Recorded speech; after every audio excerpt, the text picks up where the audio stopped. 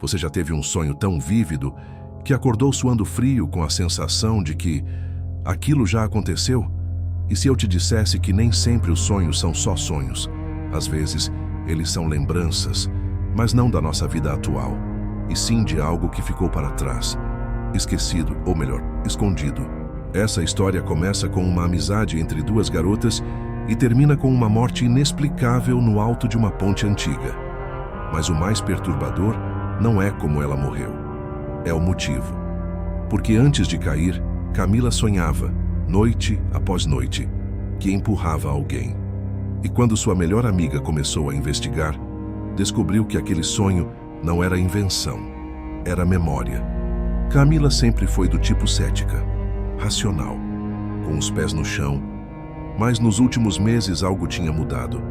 Não era nada que se percebesse à primeira vista.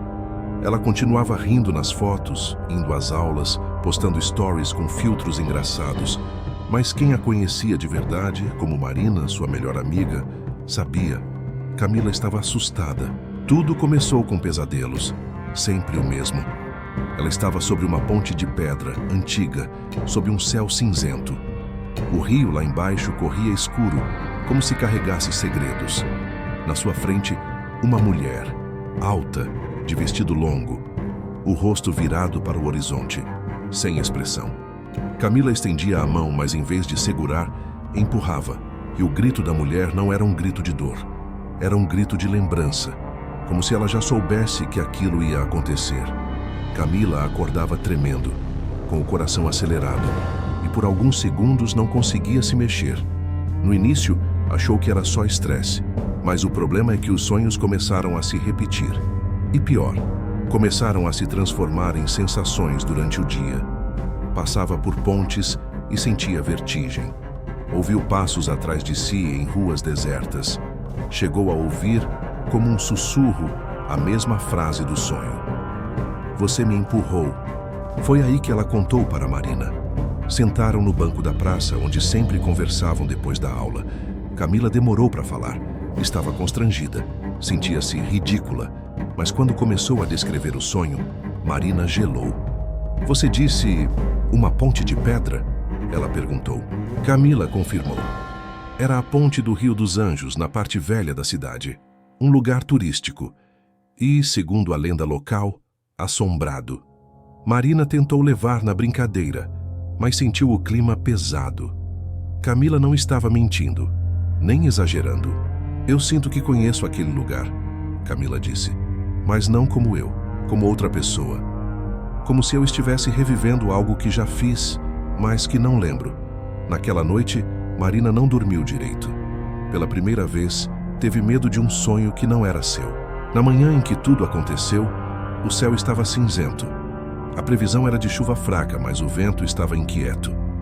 Daqueles que cortam o rosto e fazem as árvores rangerem, como se contassem segredos esquecidos. Camila estava estranha. Mais do que o normal. Marina percebeu. Na escola ela mal falou. Ficava olhando para o nada, os olhos perdidos em algum ponto invisível. No intervalo, disse algo que gelou a espinha da amiga. Marina, e se eu estiver sendo punida por algo que eu fiz? Como assim? Não sei. Mas, às vezes acho que não estou sonhando. Acho que estou lembrando. Naquela tarde, Camila saiu sozinha. Disse que queria ver a ponte com os próprios olhos.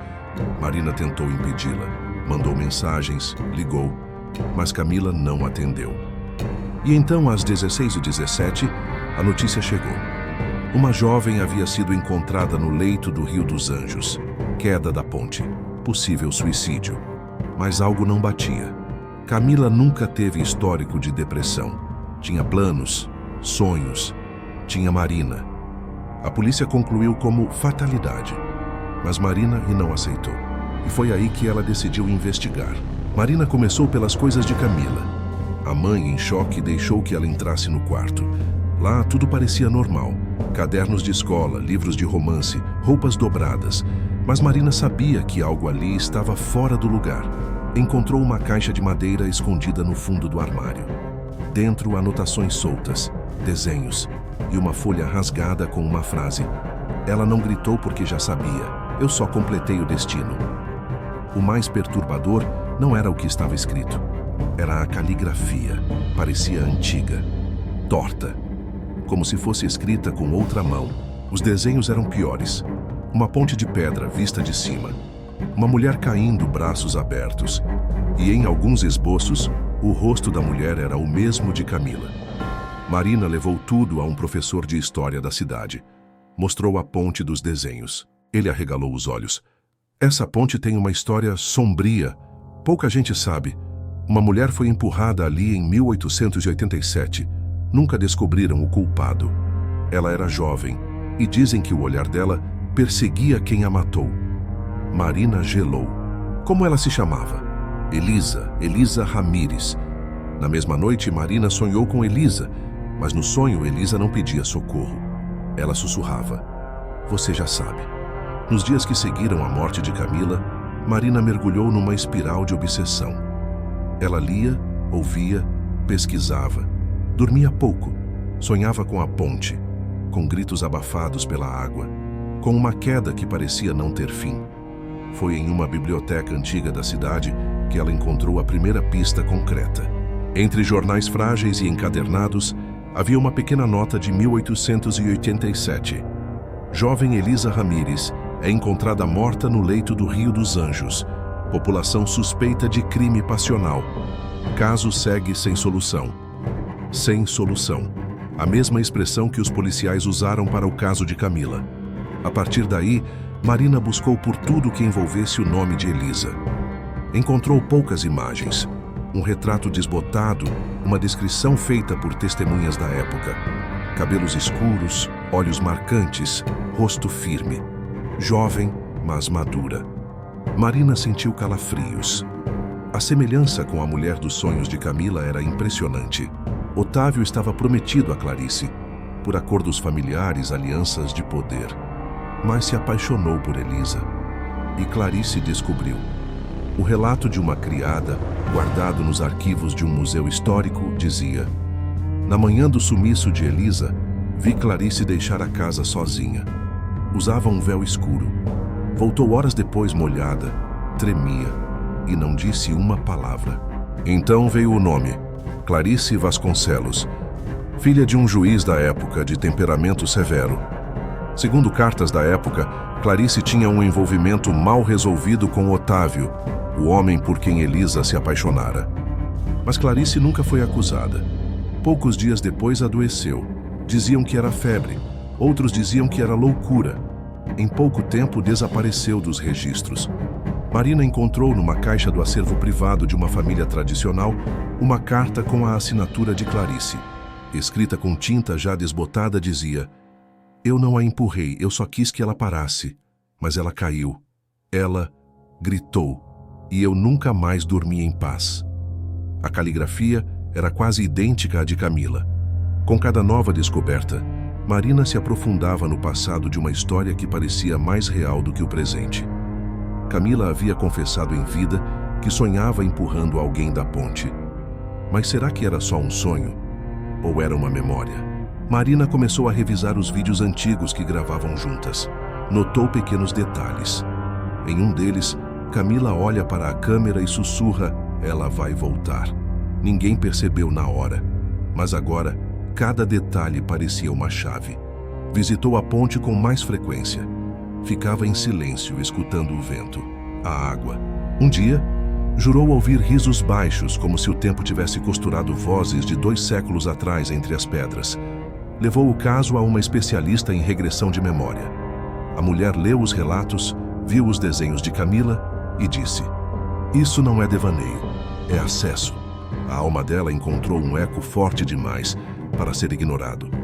Segundo essa especialista, Clarice, ou melhor, Camila, não foi punida com uma reencarnação de sofrimento. Ela teve a chance de voltar para sentir o que causou. Não como castigo, mas como um entendimento. Algumas almas só descansam quando vivem a dor que provocaram. Camila passou toda a vida tentando fugir de uma sombra que vinha de dentro. Um peso que ela não sabia nomear, mas o rio sabia, a ponte sabia. E esperou até o momento certo de repetir a cena. Desta vez Clarice não empurrou. Desta vez ela caiu. e no momento da queda talvez tenha compreendido tudo. O inverno chegou silencioso à cidade. Na beira do Rio dos Anjos tudo parecia igual, mas para Marina nada mais era o mesmo. Ela voltou à ponte uma última vez. Levava nas mãos um envelope.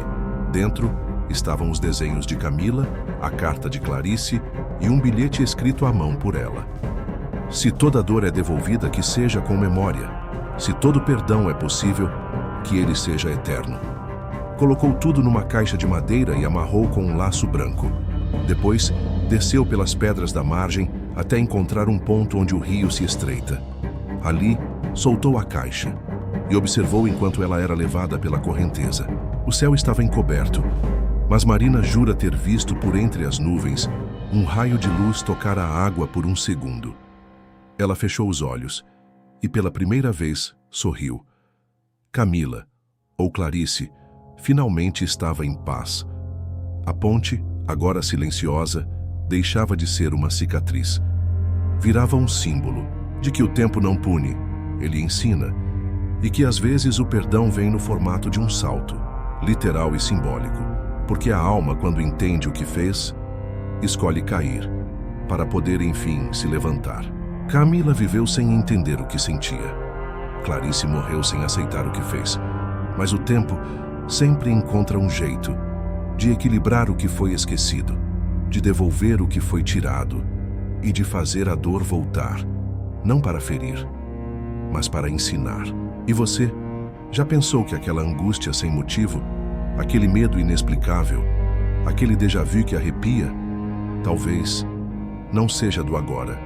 Talvez você só esteja lembrando de quem já foi e do que no fundo ainda precisa ouvir. Se você gostou dessa história, curta este vídeo, compartilhe com alguém que também sente que algo ainda está inacabado e se inscreva no canal. Até o próximo vídeo.